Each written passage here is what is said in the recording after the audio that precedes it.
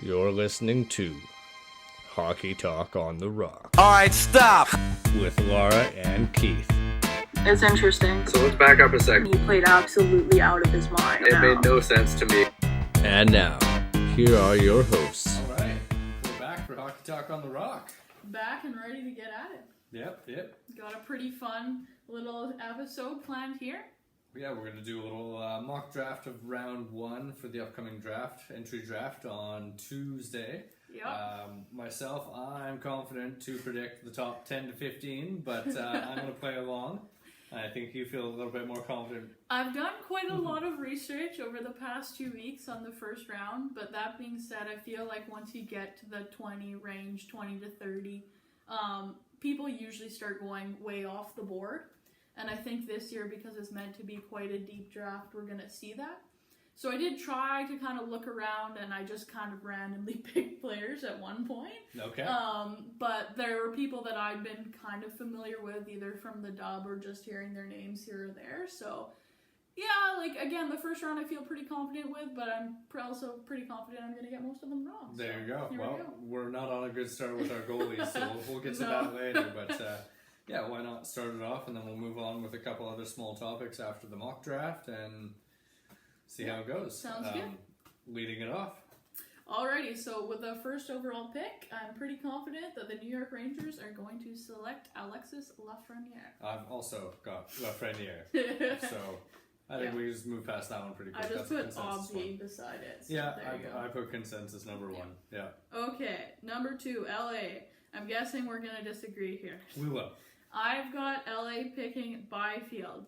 And the reason why I say that is because all the scouts are reporting that Byfield is going to be the next Alex Andre Kopitar. There we go. Oh, yeah. And who better to train Byfield than Kopitar then? Fair. I agree with you. I think I'm going to be wrong, but I'm going to stick with my gut, and I'm going to say what I told you in the summer. Yeah. I'm sticking with Jamie Drysdale going number 2 to LA. Multiple reasons, I guess, I got for that. There's always a surprise in the top 10 and sometimes the top 5. I think LA is going to surprise us for the reasons of the last 4 first-round picks they made have been centermen, so I just can't really see them taking another one because it will put them at a disadvantage, trying to trade assets in the future because other teams will know they have a surplus. At least I feel that way. And the last time they picked number 2 overall, they took a defense at Drew Doughty, and that worked out pretty well for them. It so did. I'm going to stick with Drysdale. I think you're going to be right, but I'm going to go with the gamble here. That's okay. I have a gamble coming up. Not at this pick, though. The top 3, I think, are pretty solid top 3. I don't see anyone kind of interrupting them. So with the third pick, I have Ottawa picking Stützle. Right, the German center. The German center. Yeah. They say he's ideally not a center. I think for Ottawa, he will play center. He's meant to be a dynamic forward, probably has the highest ceiling almost of the draft. I don't know if it's higher than Lafreniere, but also kind of a bit of a gamble in some ways. Right.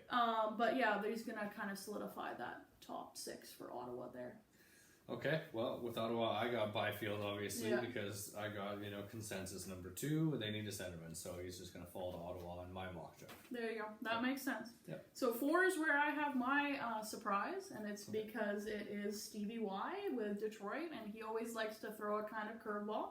So I have them drafting Raymond Okay. from the Swedish From Elite Sweden. League. Yep. And the reason Left why I say that is because he's been rising very high in kind of this pre-scouting period. People are really high on Raymond right now. I think they need forwards in Detroit, and I just think he's going to do something different. So I'm going to go with that, but I'm not confident about it. Okay. Yeah. Well, in my mock draft, I've got Stützle going to Detroit, and Yeah. it works out happily for Stevie Y because he The took... German connection. Yeah, the German connection with Moritz Seider, the defenseman he took, was it last year or 2 years ago, whatever it was. So he knows the connection of countrymen. How many Russians he played with in Detroit. So Stützle's there in mine. Yeah, that would be sweet. I'd be pretty stoked on that for Detroit fans. Okay, number 5, Ottawa. I have another kind of a shocker here, or maybe not a shocker because it's been reported quite a lot now. Okay. I have them going with the goalie. I have them going with Askarov. Oh. And that's because evidently that's who Melnick wants. Really? And if Melnick wants it, I think he's going to get it. I also think that Askarov's going to go higher than we all think. I think that Carolinas and the Edmontons and Torontos all want him to fall into their range, but I don't think he's getting there. I think somewhere between 5 and 10 he's going to go. I'm going to say he goes to Ottawa with number 5. Okay, I like it. It's bold. It is bold. There's a lot of teams here in the top 10, 15 that could use a goalie, so yeah. I've got Ottawa taking Jake Sanderson. Yep. Because I feel like in my mock draft they got their centerman with Byfield, and so they're call it the Canucks model if you want. Yeah. They're top centerman, they're top D-man. So Jake Sanderson is supposed to be this a bit tougher than Drysdale, so I think he would work out in that situation. So yeah, Jake Sanderson 5 Ottawa. There you go. I've got 6 Anaheim. They're going to take Jamie Drysdale. I think he falls a bit down to them. Anaheim always does pretty well with young D-men. I think it's a good fit. They've got some good young forwards on that team. They also have some good young defensemen, but I think it rounds out kind of their prospects. Okay. I have them falling down to Anaheim. Okay.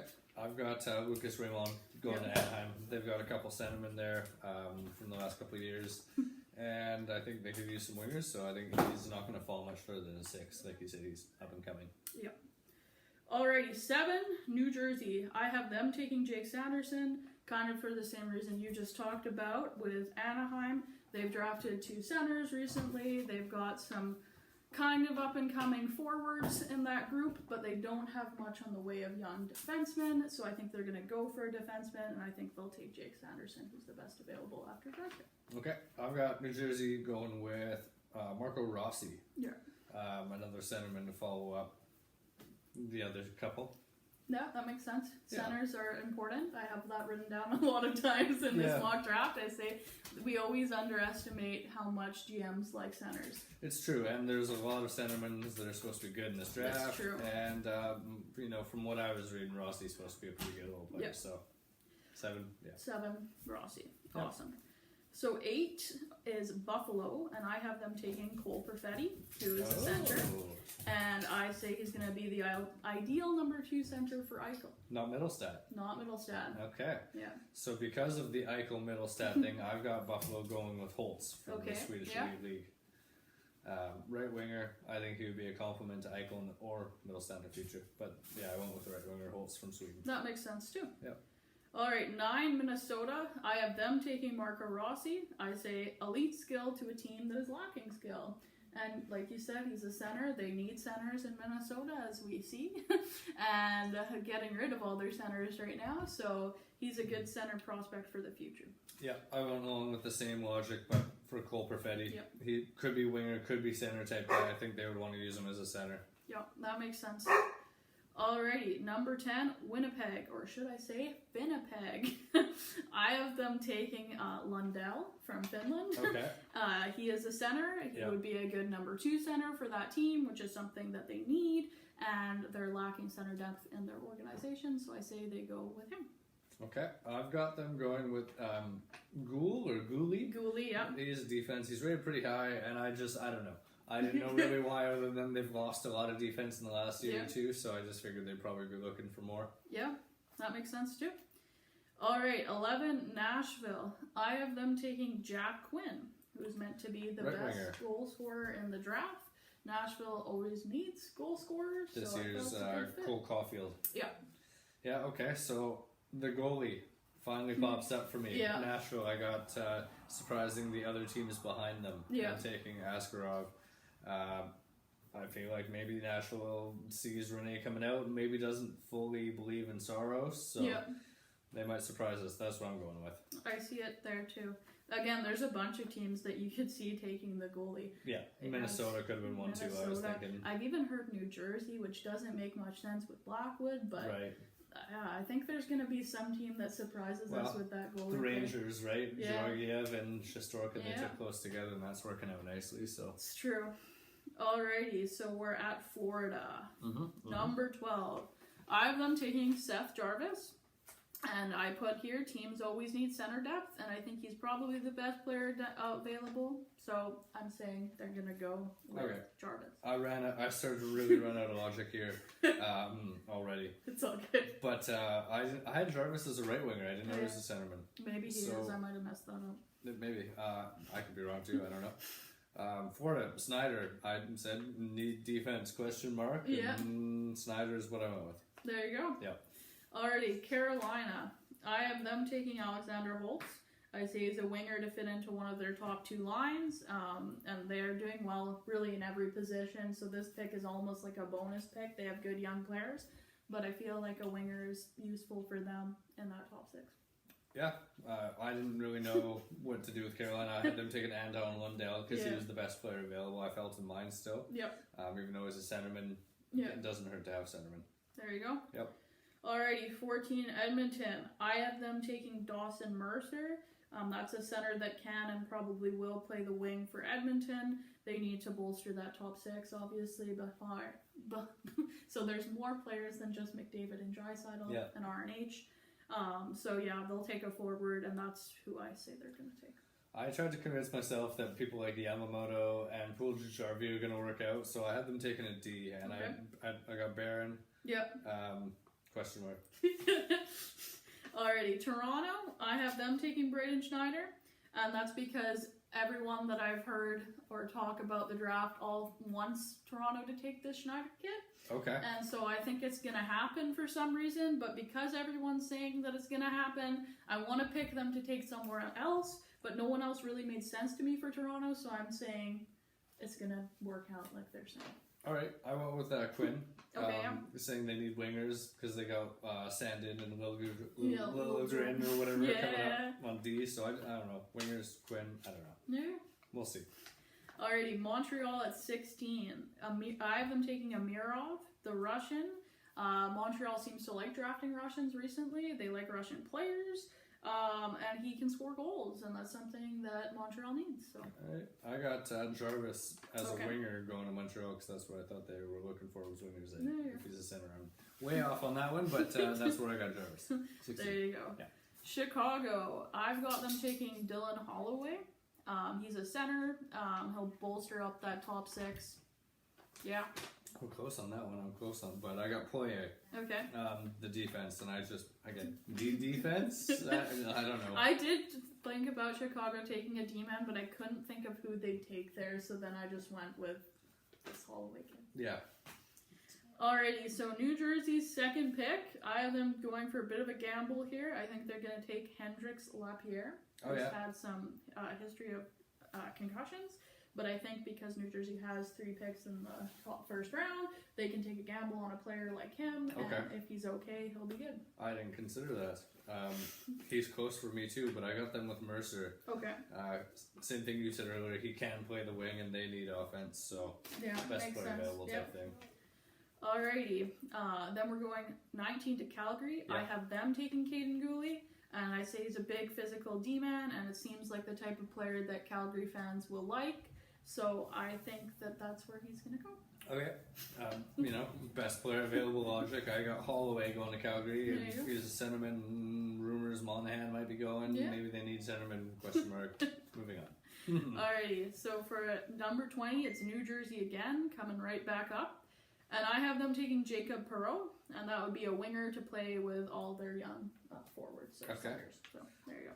Well, I got New Jersey taking forwards with my other 2 picks. I got Grams going there as the defense. The best defense available, I guess. Yeah. Maybe. That makes sense. Okay, 21 Columbus. I have them taking Connor Zary. He's a skilled forward for a team that's lacking skill. Yeah. So there you go. This is where I had Lapierre fall. Yeah. I don't know why Columbus would take the gamble or whatever. I had no logic behind that, but I figured at this point he seemed like the best player available. Yeah, that makes sense. Alrighty, 22 New York, second pick. I have them selecting a D-man after taking Lafreniere first overall, and I think they're going to take William Wallander. I don't know why. I just think that he's a good fit. He's 6'4". He's got good offense. Think that they need D. I was on the same train as you. I took O'Rourke D. There you go, yeah. 23, Philadelphia, your boys. Yeah. I have them taking Noel Gunler, and that's just because they've got some good young D-men, and they have some good young centers, and I just think they need some more wingers up front. All right, I had them definitely. I was looking best player available situation for them as well, and I ended up with a center, and I thought it was going to be this Krieg kid. Okay, yeah. No real reason. Okay. Side note, I did want to quickly say We're really that. close on that one. Are we? Yeah. I want to quickly throw that I'm not wearing my Flyers jersey tonight. I decided to show some solidarity There you with go, you and go yeah. Canucks, but also we'll get into it. But Okay. they re-signed a goalie today. I'm not too happy about either, so I didn't want to come on and Yeah, wear my Flyers rep jersey. your Flyers No, jersey. not today. No. I gotcha. Alrighty, so 24 is Colorado. Right. Okay. And I said they're stacked everywhere, but their last two picks were D-men, so I think they're going to go with a forward. And I think they're going to go with that Ridley Greg, I don't know how to say his name. I said he's the best available player, and a center could eventually have him play second line center and drop Kadri down to third line center. Yeah. So, Yeah. No, Colorado, I took a center too. I took Jarry. yeah. Yeah. Yeah, that makes sense. Yep. Alrighty, 25, Washington. Again, here, this is one case where they don't really have any up-and-coming prospects, so they could take anyone. So I have them taking the German John Jason Petrograd. He had good World Juniors. I said his ceiling's probably not super high, but his lowest point's not that low either. I think he'll be a good NHL player, so Okay. it's low risk for Washington. So This is the little part of the draft where I just put names. yeah, So I've just got the centerman Brisson, Okay. Washington. there you go. Number 26, St. Louis. I have them selecting the Helge Grons, the D-man. Oh yeah. And I just said to replace Pietrangelo down the road, but really, again, St. Louis is a team that's pretty stacked, so best player available. I got a D-man Wallander. There you go. Yeah. Okay. All right, 27, Anaheim. I said they already drafted a D-man, so they'll go for a forward. Oh no, I think I had a repeat. I think I already said Jacob Perreault. Yeah, I did. Alrighty. Big faux pas. Big faux pas. All right. I gotta think. You're out of the draft. I'm out of the draft. I got Amirov going to Anaheim. Okay, yeah. Yep. I don't know. Send forward. Okay. I'll come back to you, Anaheim. 28, Ottawa. I said I highly doubt they're actually going to pick here. I think this pick's going to be traded. But if they do, I think they're going to go again to another German. I think they'll go to Lucas Reichel because why not? Okay. There'll be 3 Germans in the first round, and that will have never happened before. So that's cool. I've got your ever popular Perreault going Oh yeah, to- there you go. to Yeah. Ottawa here. Yeah. Alrighty, 29, Las Vegas. They don't really have much again in the way of prospects. They've traded them all away. Yeah. Their biggest is Glass, so I think they'll go for a D-man. And I say Topi Niemela, the Finnish D-man. And they like small D-men in Vegas with Theodore, for example, so I think he's a good fit. All right. I went with centerman Bork. Okay. Yeah. There you go. Alright, 30, Dallas. I think they're going to go for reach someone off the board. This is when I was trying to kind of look around and Right. pick names. And I said Jake Neighbors. He's a WHL player. I've seen him play a couple times. Plays for Edmonton. He's a left winger. Sure. Why Okay. not? I got right winger Forrester. Okay. Yeah. Forrester, however you say it. Yeah. And then wrapping up San Jose with the last pick from Tampa Bay, I got defenseman Hunt. Okay. Yeah. I have San Jose. I have them taking Ryan O'Rourke. Okay. I'm just going to quickly look at a prospects list. Well, interestingly enough, we didn't have a single pick the same except with Renier. No. We were close on a bunch, and I feel like probably, 27 or 28 of these 31, we've got the same players involved in the first round at least. Yeah, So exactly. that's kind of nice. While you were Googling on the air, as they say. Yes, I am. I'll quickly jump into what I was talking about earlier with Brian Elliott. News today, Brian Elliott resigned with Philadelphia, 1-year deal, $1.5 million. I'm not happy. I didn't think you would be. Our last episode, I almost said if they did this, I would eat my hat, but I'm glad I didn't because I don't want to do that. But, I guess bright side is the Flyers are paying less than $2.5 million for their 2 goalies next season, so that's not bad. they have a little money to play with elsewhere, and that's all I can come up with positively on that topic. Your thoughts? I'm not totally surprised because I did hear a number of times that there was kind of mutual interest for them to stay together as a pair. Okay. But I thought, again, kind of what you said with Carter Hart on his entry level, they could afford to go after not more experienced, Elliott is experienced, but a better backup. The next tier, maybe. Yeah. So I'm somewhat surprised, but also not surprised. And Right. I guess it's not a long-term deal, so 1 year, yeah. it doesn't work out. Stomachable. Yeah. Yeah, okay. Yeah. Okay, I've almost got a pick. That's okay. I'm going to move into the next Philadelphia. Okay, goalie. I was gonna say they're gonna take Maverick Bork, St. Louis. Oh, okay. There you go. Yep, we were It's a close on name that that I one too. remember, and yeah. I had Bork at He's a 29. You're throwing him in now at 27. Close. Yes. That's close. Okay. Tristan Jarry. Tristan Jarry, yeah. Re-signed a resigns. deal for 3 years. Murray's on his way out. Sounds that way. Yeah. Seems that way. Seems like they're betting on Jarry. That's a decent deal. 3 years. What is it? 3.5. I think it's good for both sides. I mean, Jarry had a good year this year. I don't know what his ceiling is as an NHL starter. Right. These young goalies, a lot of them come in and have a really good first year, and then, yeah, kind of like Binnington, they seem to get figured out in the next year. So I think it's probably good for both sides. Right. Let him get his feet wet a bit, and then see what you have in 3 years, and No, not bad. Not bad. I mean, Murray's another good example, right? He looked really good in those first 2 cup wins, and then he's kind of petered out a bit. Yeah. Where's he gonna go? Toronto, Edmonton. I think he's going to go to Edmonton, Yeah. and maybe that's kind of me wanting him to go to Edmonton, because I feel like they're a team that will pay for that cup experience, and then maybe it's not the best fit, Right. but Cam Talbot type thing. yeah. Yep. Although he didn't have a cup. He didn't have a yeah. cup, but You know, same kind of thing. Yeah, exactly. All right. Lawrence Brossois resigned a 1 year deal in Resigned Winnipeg. in Winnipeg. Swing and a miss for both of us. Yeah. I think it makes sense, though. Comfort. It's not like he's going to play a ton of games. Winnipeg doesn't really need a legit backup goalie because they have Hellebuck. Yeah, exactly. And Brossois does what they need. So it makes sense to me why go out and find something when you have it right there. Mm-hmm. So, yeah, makes sense. And then the big fish, Robin Lander, re-signed 5 years, $5 million per in Vegas. Yep. We both got that one right. Yep. I think we all saw it coming. He liked it there. He was a good fit. Yep. Sets a decent bar for Markstrom, I think, in terms of annual average salary. I think so. Term is still tough.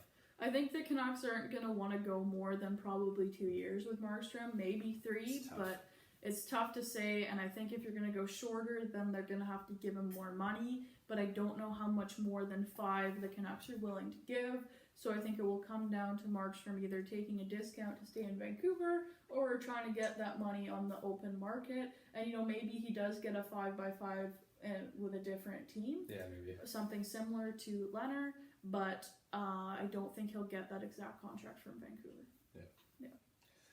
Last thing I'm moving on to on my list is the Oliver Ekman Arson rumors. Yeah. Like you brought him up last time we talked. I don't know if we posted that one yet, but No. that's okay. It seems like, what is it, Boston and Vancouver are the 2 teams Those he's are listed the so only far. 2 teams. It's kind of the So it's Ryan intensified Kessler everything situation. in Vancouver's market here for what's going back. So I just, we're both Canucks fans, but you're a bigger Canucks fan. So what do you think would be an appropriate package if you wanted to get Oliver Ekman Larson?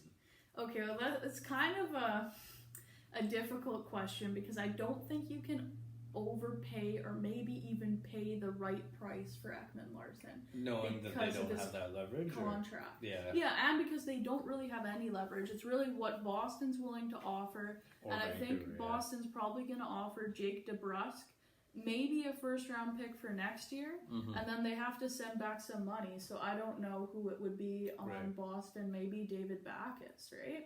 Didn't they already offload that contract to Anaheim? Did they? Oh yeah, they did. I totally forgot about that. Yeah. But they're gonna have to take some money off the books, right? Yeah. With Vancouver, if you could get rid of Eriksson, and there might be some appetite with Arizona for that to happen. Like we talked about before, how his real money is low. It's not much. And his cap hit is high. Yep. And so if you can get rid of Eriksson and get Oliver Ekman Larson, then really it's like you're paying $2 more million, but you're getting a serviceable player. Okay, but In getting Ekman Arson you're back, gonna have to give him up more than Eriksson. yeah, you've thrown in the bag of pucks. yeah. So what gets him there, really? Okay, so they evidently want young D-men. So I don't know if Ulevy is enough. So you might have to throw in Rafferty, which people are really high on, or Jack Rathbone. Those are the two. So one of those two, and then I guess maybe next year's first overall pick. I think, and then maybe Jake. Woof. But that's a high price, right? That's a big haul. So I don't know, do you need all of those pieces? I think that's what you talk about in there. And obviously you need money going out for Vancouver, so it's either going to be Eriksson or it's going to be Sutter. Right. Those are the two contracts, and Eriksson would obviously be more appealing to get rid of because it's longer term and he's useless. Whereas Sutter little at least things plays a bit. Yeah. So I was going to come at you with, if you were Canucks GM and Arizona said, we'll take the package of Sutter, Virtanen, Ulevy, and a second rounder. Yeah. I don't know, because I don't know about the cap. Right. And that's the thing with Ekman Larson, as you brought up, he makes a lot of money. 8.5, but Sutter would be 4+. Yep. You're thinking Jake's probably going to get 3. Yep. Ulevy's on entry level, so that's just another one. So it's almost the same amount of money coming going. Yep. I think you consider it, and the other reason why I think you consider it is because if your defensive core next year goes from having, Tanev and Stetcher, who are both players that, Stetcher is up and coming still, but we kind of know what he is, and Tanev is old and, kind of past his prime. And then if you can find a way to get rid of Ben, let's say, so you're changing up your D, and you bring in an OEL, and you bring in maybe a Brendan Dillon, who's rumored to want to come into Vancouver, and then whoever else, you're suddenly getting a pretty good D set. Yeah. And you have those kind of prospects. You still have your Jet Woos. You still have one of either the Rathbone, Rafferty, Ulevy combination in there. Yeah. So I don't think it's necessarily a bad move for Jim Benning, but he can overpay. That's the thing. And I mean, we all love JT Miller. I think he was an excellent addition to the Canucks. But it could have turned out really bad. If it wasn't, what is it, the 20th pick? Yeah. If it wasn't that, it could have been a lot worse. It could have been a lot worse, and that was another situation. Tampa was the one in trouble. We didn't have to trade for JT Miller. They had to get rid of cap. Yeah. So just don't overpay, and if you miss out on Oliver Ekman-Larsson, there are free agents out there that you can make your We've talked about the free agency. Better. I heard the interview with Brendan Dillon this week. He does, he's going to be a sought-after guy, and he might be a target that could take the hometown discount because it sounds like he would be interested. Yeah, it sounds like he really wanted to play for the Canucks as a kid, and that will play. I mean, we all make fun, right, of the John Tavares pajamas, but it matters to these guys for sure, absolutely. And especially with the whole global situation right now, people want to be closer to home. Yeah. And I could see Brendan Dillon playing for the Canucks. I think that one is reasonable. But okay, so he made 3.27 last year, I think it was. Yeah.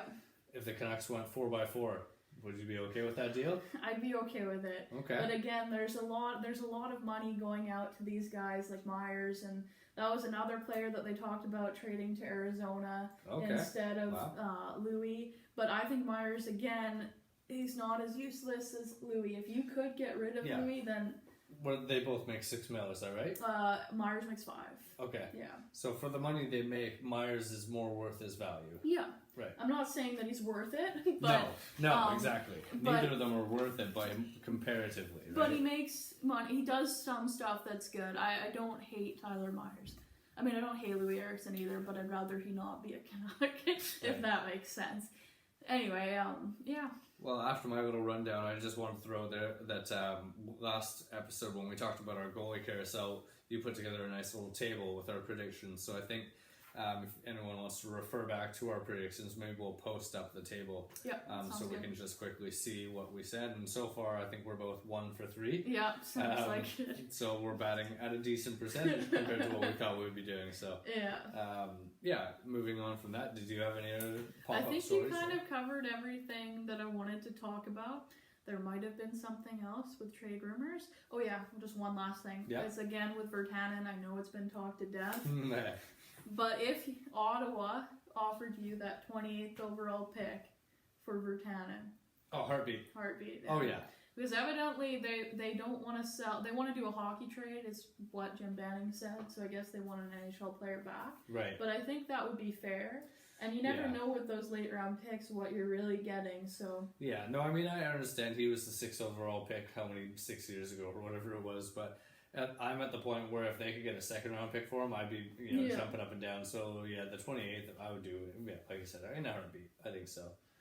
I like shotgun Jake. I like the idea of everybody doing their shotgun beers when he scores the goals. But it was a fun 2 years. Yeah, no, we've talked about it to death. He's got a change of scenery type guy thing going. And yeah. It is what it is. It's gonna save them money because I think it's gonna cost them to re-sign him 3+. At least, yeah. And then who knows, right? What his ceiling is. But yeah, anyway, that was our episode today. I think we're done. Yeah, I think we'll wrap it up, and we'll try to get back to do another one pretty soon here. Maybe after the draft next week. Maybe we'll try to do after draft, pre-free agency, and just see how wrong we are with the draft, and see how we are looking with our goalie predictions. We'll put up everything that we need to in between now and then, and I'll post the list of our goalie carousel, and I'll also do something similar for our mock draft. And again, we'll see how close we are. I should say how far off we are. I'm confident with one pick. The first overall. Yeah, I'm not confident about that top 3, but it's in the bag. That one I'm good with. All right. Well, thanks for watching / listening, everybody. Yeah. And as always, feedback to hockeytalkontherock@gmail.com, and we'll see you next time. Yeah, peace.